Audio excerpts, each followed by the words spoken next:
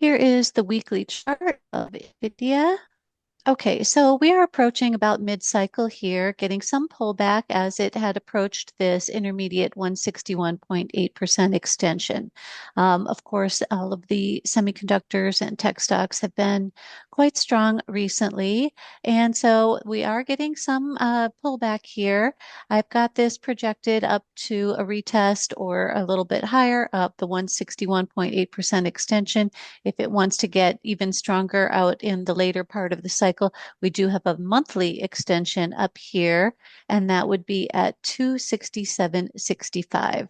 We have a weekly cycle timing window that's coming out later in the summer, 8:10 to 9:18.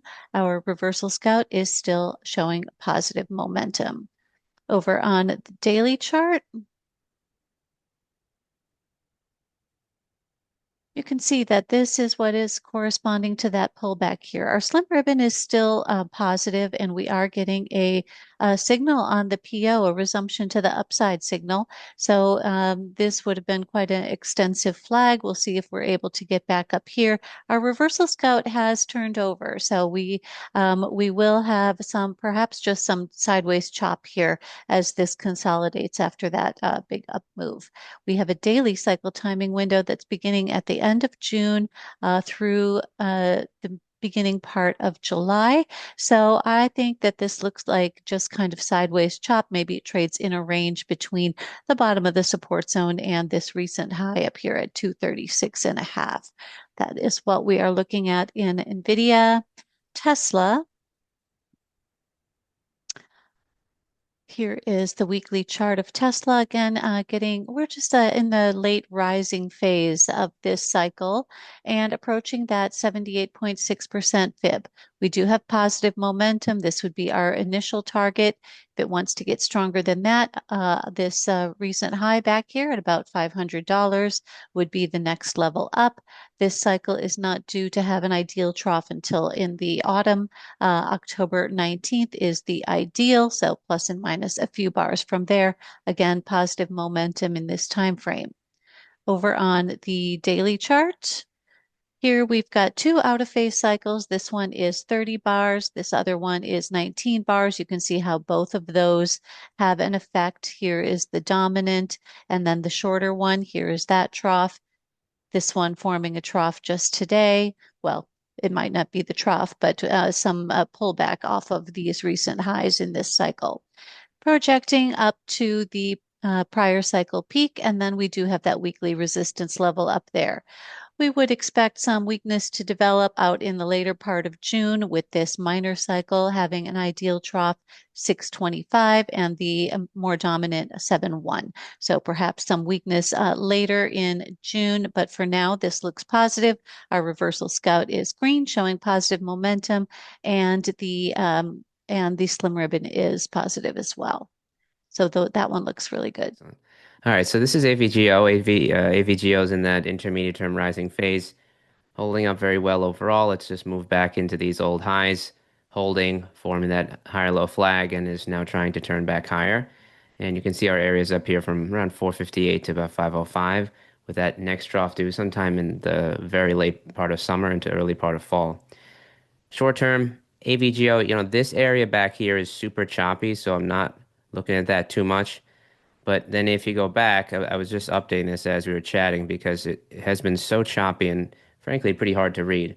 I have a low that's due sometime around the early part of June. So I'm going to be looking for this to form another higher low here and then for this to turn its way back to the upside as long as we're holding some around that 418 half ish area, which is the 21-day EMA. If we jump over now to gold, I want to share that one. And then, Matt, we can look at the S&P together.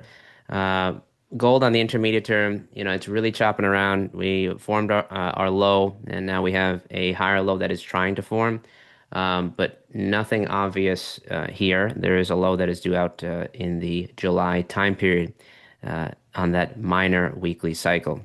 Short term, there is a low that is due here, 521 to about 63. RS is down, Slim Ribbon is down, so those both need to actually turn positive to shift the bias higher. Right now, that is still slightly bearish here in GC. So that's really what we have here. And if we draw in our fibs from low to high, there is a 61.8 at about 44.57, 78.6 at 43.24. If we start to lose that 78.6, that would certainly be a warning about what's happening on the intermediate term, and it would say that we could look for another move down, likely towards these old lows prior to getting another pop higher. Okay, here's GE Vernova. We've got a 33 bar cycle on the weekly chart, and you can see that we have this weekly cycle timing window coming up between June 15th and July 24th. So we've just approached this 161.8% extension level that's off of this prior cycle, and we've just had our reversal scout switch over to negative momentum as we decline into this timing for the trough. And notice that we do have earnings coming up here at the end of July as well. So maybe that will be the catalyst for the next move higher. We'll have to wait and see about that. So on this one, no important levels have been violated. This would be a bullish opportunity if the trough were to form imminently, and we'd be ready for the next move higher. The only negative would be this reversal scout having turned over. So let's go and take a look at the daily chart and we can get more information from that. Over here on the daily chart, we've got a 33 bar cycle, and Monday we will enter the daily cycle timing window when we expect this current cycle to form its trough. Now you can see that we have just traded below this prior cycle low support today, and we've got a negative reversal scout, and our slim ribbon has also switched to negative. So when I'm looking at this timing window runs through the 9th of June. Back on the weekly chart, that would be, if we were to form a trough, it would be slightly early, but it wouldn't be out of the realm of something reasonable. So this is where you need to be careful. I have these projection lines pointing out to the end of July, and that is based on this next cycle, which is the cycle that is in sync with that weekly cycle timing window with an ideal trough of 723. However, could this form an early, intermediate, and synced daily trough here in this time frame and give us a nice strong move up? Yes, it could. That would not be unreasonable. So you need to be careful here that you're not short when you could possibly get an early trough. What I would do is I would wait to see what this next rising phase looks like. And if it shows a lot of strength, well, that would imply that we are getting an early trough over on the intermediate chart as well.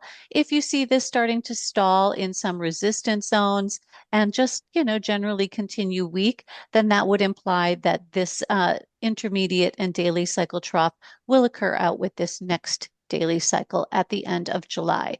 So here would be the levels that we would watch for this to show weakness, anywhere between 1045.76 to about 1100, with an outside possibility of 1134.79.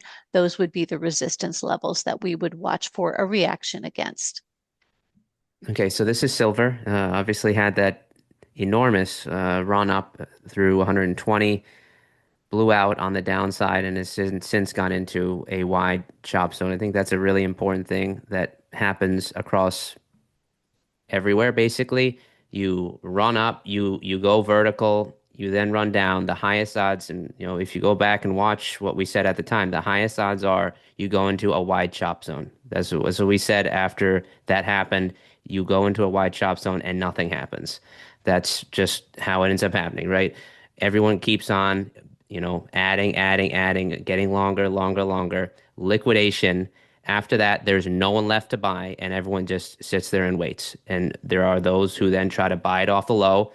They think that it's going to move right back to highs. It doesn't, so then they have to sell. But that's the overall reason that these things happen. There's always a reason why something is actually doing what it's doing. It doesn't just do whatever it wants.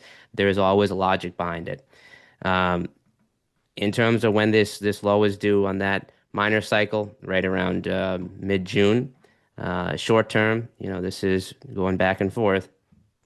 You have a 78.6 at about 75 quarter. You have this old low at 71.30, and you have a short-term trough due sometime around mid-June. And so we are working our way down. But again, is there any obvious setup? For me, there isn't. I don't see anything happening right now in silver, just really chopping sideways. Now, off of this low, valid reason for a long set opportunity. As you form that low, you then curled your way back up. Let's see if we can go back to that. That's 5.6. Go to the 2 hour chart. Okay, on 5.6, you gotta extend this a little bit further back. Okay, you have a low that is due, right, on a higher time frame. So then on the shorter time frame, which in this case is the 2 hour, you then see the low form, you see the RS turning up, slim ribbon turning up, and then up here you have logic behind being long in silver for a swing versus I would use a higher low like that right around here, you have now logic for being long for a swing, right? But here, where are we? Nowhere, right? We're just going up and down, up and down, up and down. So there isn't anything happening right now in silver. But that's where it's always helpful to go down, understand where you would then be long versus where, and that often happens on a shorter time frame. All right. So that's the overall look in silver.